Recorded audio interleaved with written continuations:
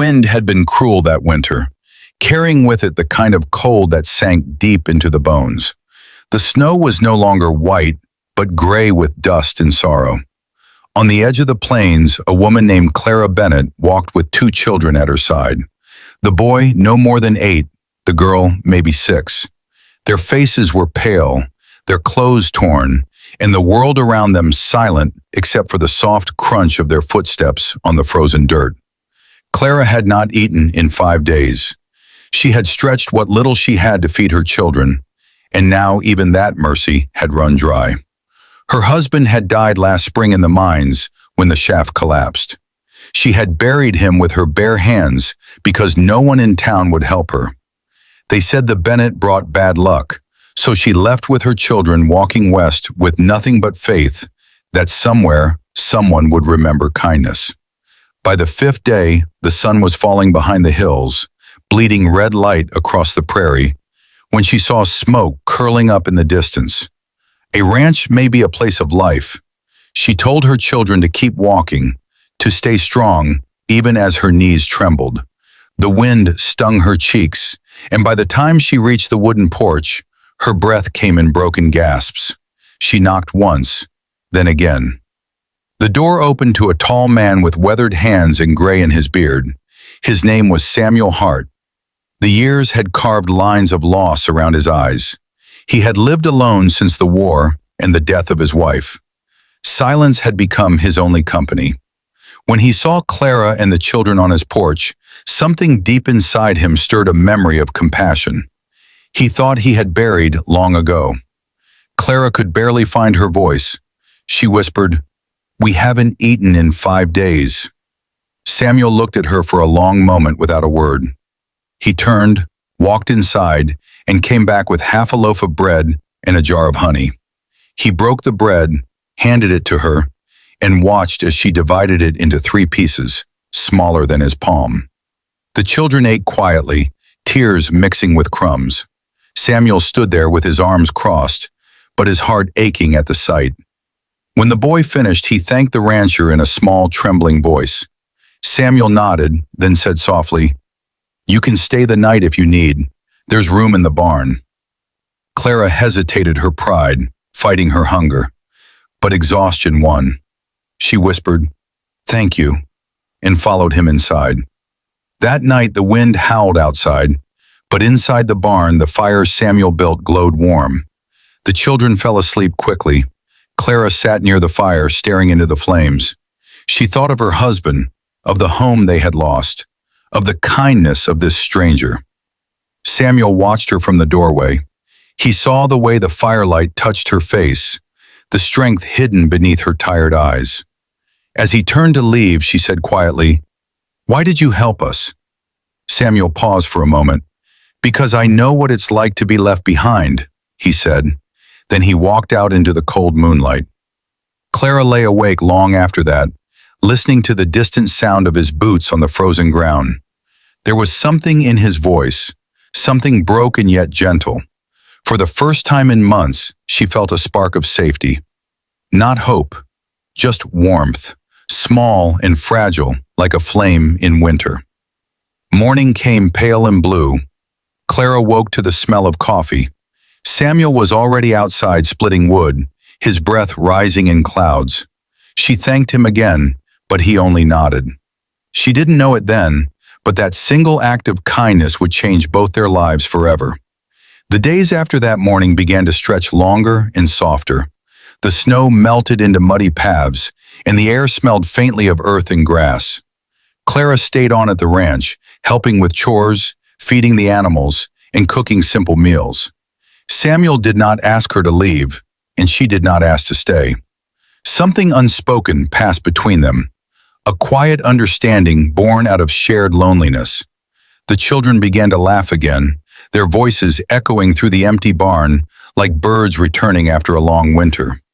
Samuel watched them sometimes from a distance, his rough hands resting on the fence rail.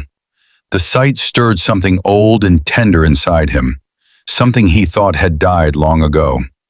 He had been a man used to silence, but now he found himself listening for the sound of Clara humming while she worked, or the small giggles of the children as they chased the hens across the yard.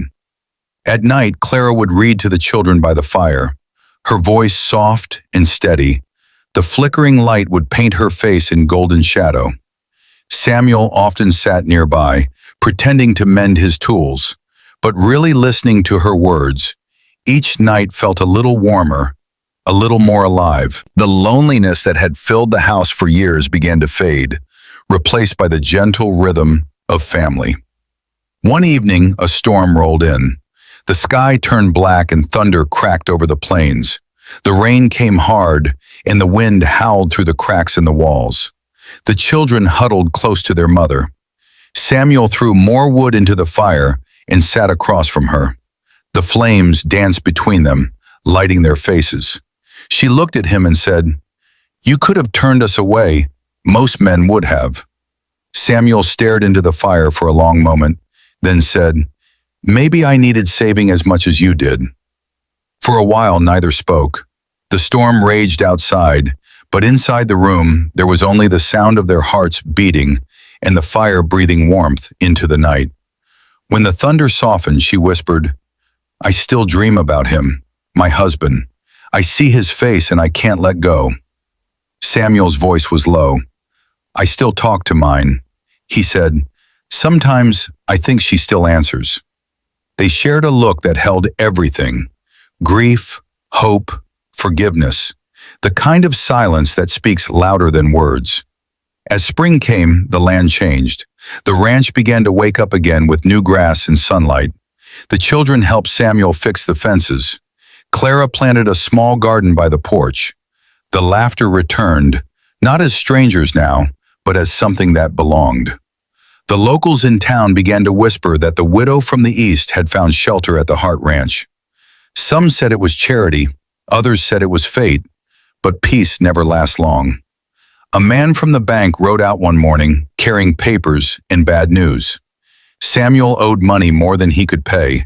The ranch would be taken by summer. Samuel stood silent as the man rode away. Clara saw the weight in his shoulders and the fear behind his calm eyes. That night she told him, "We can't let them take it. This is your home," Samuel said quietly. "It was my home once. Maybe it's time to let it go." She shook her head. "No, it's our home now, and I'm not leaving without a fight." The next weeks were hard. Clara helped him sell what they could. She worked in town sewing and baking, while Samuel took extra labor at neighboring farms.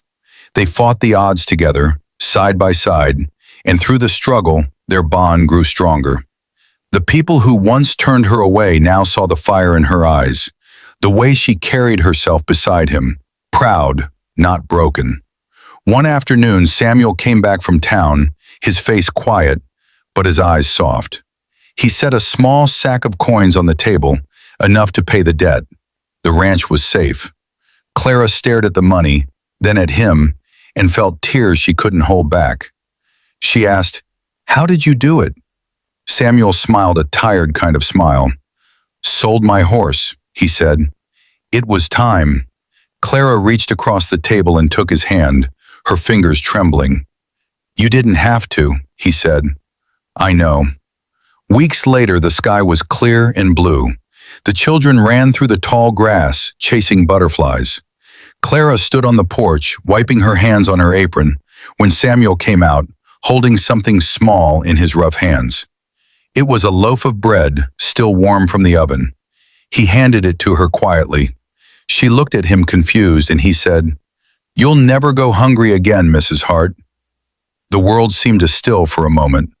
The wind slowed, the children's laughter faded, and all she could do was stare at him, his eyes full of quiet love and promise. She pressed the bread to her chest, tears shining in her eyes, then smiled, the first real smile in a long time. And from that day forward, the old ranch on the hill was no longer a place of silence. It was a home filled with laughter and life. A man who had lost everything found peace in a widow's eyes, and a woman who had been forgotten found her name again in his voice. Together they built something lasting, not from riches, but from kindness and love. And when the wind passed through the plains, it carried with it the softest whisper of two souls who had once been broken, now finally whole.